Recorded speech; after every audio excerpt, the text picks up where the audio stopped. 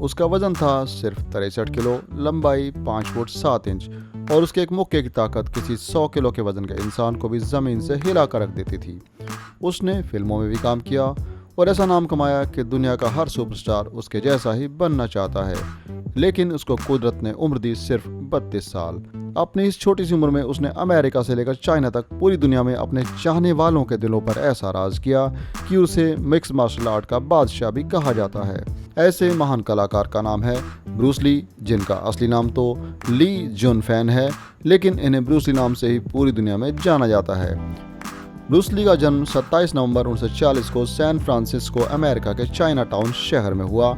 इनके पिता का नाम ली होई चुएन और माता का नाम ग्रेस हो था।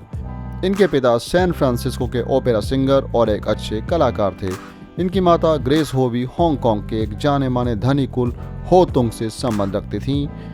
ब्रूस ली को बचपन से ही डांस और मार्शल आर्ट्स का बहुत शौक था और इन्होंने बचपन में ही कई चैंपियनशिप्स में भाग लिया और कई इनाम भी जीते। यह पढ़ाई में ज़्यादा तेज नहीं थे, या यह कहे कि इनका मन भी पढ़ाई में ज़्यादा नहीं लगता था, तो यह भी गलत न होगा। जन्म के कुछ समय बाद ही यह अपने परिवार के साथ हांगकांग में आ गए और इनका आरंभिक जीवन यहीं पर गुजरा। आगे चलकर ब्रूस ली एक ऐसे महान कलाकार बनकर उभरे कि उन्हें एक साथ कई तरह की कलाओं का माहिर माना गया।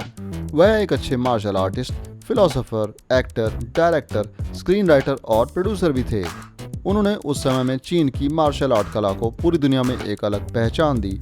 हालांकि हम यह सब जानते हैं कि मार्शल आर्ट्स युद्ध कला का जन्म भारत में हुआ था, लेकिन इस कला को भारत में उतनी प्रसिद्धि नहीं मिली जितनी चाइना और अन्य मुल्कों में मिली। Ultimately, martial art means honestly expressing yourself. Now, it is very difficult to do. Bruce Lee ने इस कला को स्ट्रीट फाइटिंग के रूप में आत्मरक्षा का एक अचूक हथियार बनाया। ब्रूस ली ने युवावस्था तक पहुंचते पहुंचते लगभग 20 फिल्मों में अभिनय भी कर लिया था। वह हांगकांग में एक स्ट्रीट फाइटर और चाइल्डहुड एक्टर के रूप में काफी चर्चित हुए। उन्होंने बचपन से ही कई तरह की मार्शल आर्ट्स का अभ्यास करना शुरू कर दिया था। उन्होंने अलग अलग कलाओं को कई टीचर से सीखा। इनमें से चाइनीज मार्शल आर्ट्स विन चुन के गुरु येप मैन और वन शुन ल्यूंग से शिक्षा ली। उन्होंने judo, karate, kung fu, boxing, taekwondo, win चुन के अलावा और भी कई प्राचीन युद्ध कलाओं का गहन अध्ययन किया और इन कलाओं के द्वारा पूरे विश्व में अपनी एक अलग पहचान बनाई। उन्होंने इन कलाओं को कई नाम और रूप भी दिए और साथ ही कई नई कलाओं को भी जन्म दिया। उनके द्वारा बनाई गई कुछ मुख्य कलाओं के नाम है जीत कुंडो, अफेडो, जुकेडो, ब्रूस टेगनर। ब्रूस ली द्वारा बनाई गई इन कलाओं को मिक्स्ड मार्शल आर्ट्स भी कहा जाता है। यह कलाएं इतनी घातक हैं कि इनके प्रयोग से बिना हथियार ही अपने दुश्मन को पल भर में परास्त किया जा सकता है। ब्रूस ली ने मार्शल आर्ट्स को आत्मरक्षा के लिए स्ट्रीट फाइट्स में भी प्रयोग करना शुरू कर दिया था। उस समय का हांगकांग आज के जैसा नहीं था। वहाँ के आर्थिक हालात ठीक न होने की वजह से गुंडे बदमाशों का आतंक छाया हुआ था। छीना झपटी, चोरी और लूटपाट की घटना रोज की बात हो चुकी थी। इस दौरान ब्रूस की भी आए दिन किसी न किसी गुंडे से लड़ाई होती ही रहती थी। इस कारण 1958 में उनका नाम पुलिस स्टेशन में दर्ज हो गया और उनको भी एक अपराधी माना जाने लगा। उनके पिता को इस बात से डर महसूस हुआ कि ब्रूस कहीं जेल में बंद हो गया तो उसका भविष्य ही खत्म हो जाएगा। अब ब्रूस को एक बार फिर से उसकी जन्मभूमि अमेरिका में भेज दिया गया। ब्रूस अमेरिका में अपनी बड़ी बहन एग्नेस के यहाँ आ गए और यहाँ पर उन्होंने आगे की पढ़ाई की। यहाँ पर उन्होंने कॉलेज की शिक्षा करते करते कुछ मार्शल आर्ट्स चैंपियनशिप्स में भाग लिया और कई इनाम भी जीते। 1960 में इन्होंने अपनी हाई स्कूल की शिक्षा पूरी की और यहाँ से साइकोलॉजी, फिलॉसफी और कई अन्य विषयों पर भी स्टडी की। यहाँ पर सियाटल नामक स्थान पर इन्होंने ली जुन फैंग कुंग फू इंस्टीट्यूट के नाम से अपना पहला मार्शल आर्ट्स ट्रेनिंग स्कूल खोल लिया और लोगों को ट्रेनिंग देने लगे। ब्रूस ली ने फ्री स्टाइल फाइटिंग चैलेंज को भी स्वीकार किया, जिसके अनुसार उन्होंने यह ऐलान किया था कि कोई भी व्यक्ति जो कि बिना हथियार के किसी भी युद्ध कला में उनसे लड़ना चाहता हो, वह कभी भी उनसे युद्ध करने के लिए मिल सकता था। और ब्रूस ली अपने जीवन काल में इस फाइट चैलेंज में कभी भी किसी से हारे नहीं, हमेशा विजेता ही रहे। उनके शरीर में चीते के समान गजब की फुर्ती थी। वह अपने सामने खड़े खिलाड़ी को मौका ही नहीं देते थे कि वह उनको वार कर सके। इस दौरान ब्रूस ली ने अपने स्कूल में यूनिवर्सिटी ऑफ वाशिंगटन के स्टूडेंट्स को भी मार्शल आर्ट्स सिखाना शुरू कर दिया था।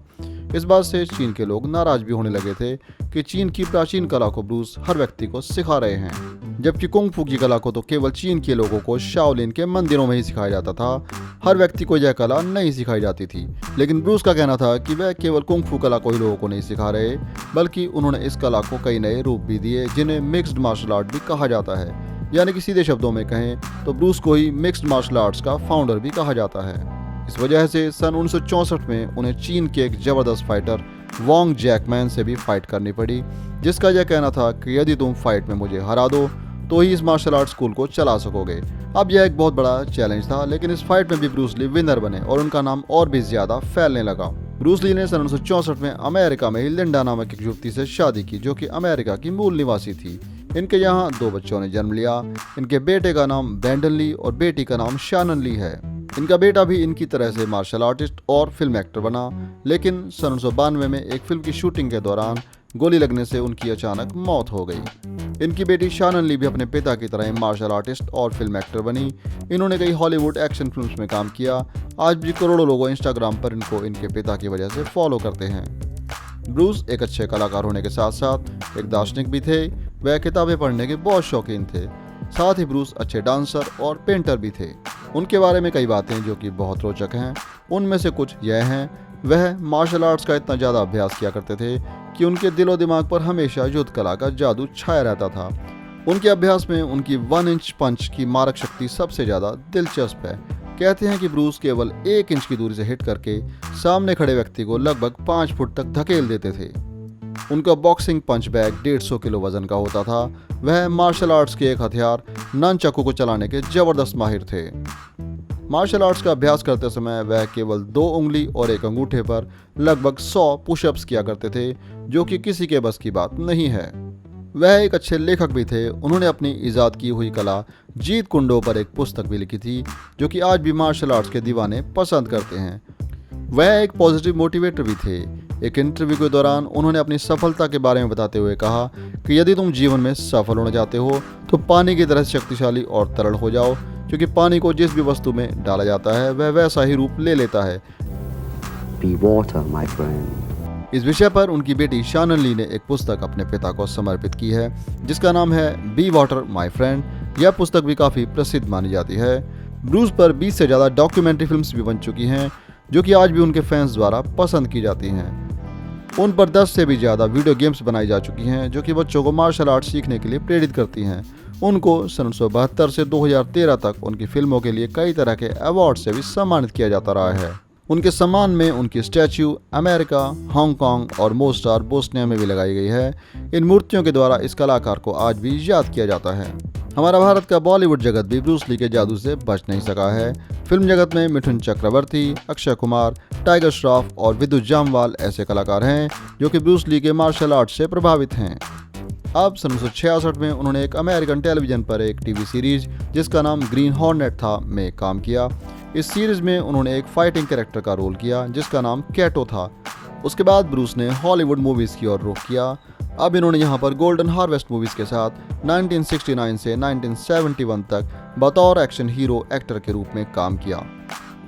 सन 1971 में इनकी film the big boss release हुई, जिसने सफलता के कई रिकॉर्ड तोड़ दिए। इस फिल्म में ब्रूस ने एक्टिंग के साथ साथ मार्शल आर्ट्स के कई जौहर दिखाए जो कि आज भी याद किए जाते हैं। कहते हैं कि फिल्म की शूटिंग के दौरान ब्रूस के पंच और किक्स की स्पीड इतनी ज़्यादा होती थी कि वह नॉर्मल कैमरे की पकड़ में आते ही नहीं थे। फिल्म के डायरेक्टर के कहने पर कि ब्रूस आप थोड़ा स्लो शॉट्स दिया करो, तब भी ब्रूस स्लो शॉट्स पर काम नहीं कर पाते थे, क्योंकि फाइट सीन में रियलिटी को लाने के लिए उन्हें फुर्ती से एक्ट करना ही पड़ता था। अब कैमरा टीम को कहा गया कि आप ब्रूस की फाइट को शूट करते समय कैमरा के फ्रेम रेट को 25 से 32 तक स्लो करके शूट करो, ताकि सीन को ठीक से शूट किया जा सके। अब ब्रूस ली ने अपनी खुद की फिल्म प्रोडक्शन कंपनी ओपन की। इस कंपनी का नाम था कॉनकॉर्ड प्रोडक्शन कंपनी। इस कंपनी के द्वारा ब्रूस ने और भी कई फिल्मों का निर्माण किया। सन 1972 में film Fist of Fury release हुई, जिसने सिनेमा के पर्दे पर ब्रूस को मार्शल आर्ट्स का सुपरस्टार बना दिया। अब ब्रूस एक फिल्म एंटर द ड्रैगन बना रहे थे, जिसमें उन्होंने मुख्य भूमिका निभाई थी। इस फिल्म के लिए उन्होंने बहुत मेहनत की और फिल्म बहुत ही सुपरहिट साबित हुई। लेकिन अपनी इस सफल फिल्म को देखने से पहले ही ब्रूस इस दुनिया को अचानक अलविदा कहा गया। कहा जाता है कि इस फिल्म के रिलीज होने से 6 दिन पहले 26 जुलाई सन 1973 को ब्रूस की अचानक मौत हो गई। उनकी मौत के बारे में कई प्रकार की अटकलें भी लगाई जाती रही हैं और ब्रूस के जीवन पर कई तरह की डॉक्यूमेंट्री फिल्म्स भी बन चुकी हैं। लेकिन सबसे ज़्यादा एक ही बात कही जाती है कि उनकी मौत सरदर्द के दौरान एक गोली खाकर सो जाने के दौरान हुई। यह भी कहा जाता है कि फिल्म की शूटिंग के दौरान उनके सर में गहरी चोट लगी, जिससे उनके दिमाग की नस सूज गई। वह नस अक्सर दर्द किया करती थी और ब्रूस दर्द को कम करने के लिए पेन किलर दवा का सहारा लेते थे। लेकिन उस दिन ब्रूस गोली खाने के बाद एक होटल के कमरे में सोने के लिए गए और फिर दोबारा उस नींद से कभी भी जाग नहीं सके। ब्रूस ली एकमात्र ऐसे कलाकार रहे हैं जिन्होंने बहुत ही कम समय में सिर्फ 32 साल की आयु में इतना नाम कमाया और मार्शल आर्ट्स के ऐसे बेताज बादशाह बने कि न केवल चाइना बल्कि पूरे विश्व में अपनी कला से ऐसा जादू चलाया जिसका असर आज भी देखने को मिलता है। ब्रूस ली का मार्शल आर्ट्स और फिल्म जगत के लिए किया गया योगदान सदा के लिए याद रखा जाएगा। आज भी ऐसे तारा हम सबके दिलो दिमाग पर छाया हुआ है। दोस्तों, देश दुनिया की महान हस्तियों के इतिहास से जुड़ी ऐसी ही जानकारी हम आपको आगे भी देते रहेंगे। अगर आपको हमारा यह वीडियो पसंद आया तो लाइक, कमेंट, शेयर करना ना भूलें और हमारे चैनल को सब्सक्राइब ज़रूर करें। इसी तरह से हमारे साथ जुड़े रहने के लिए धन्यवाद।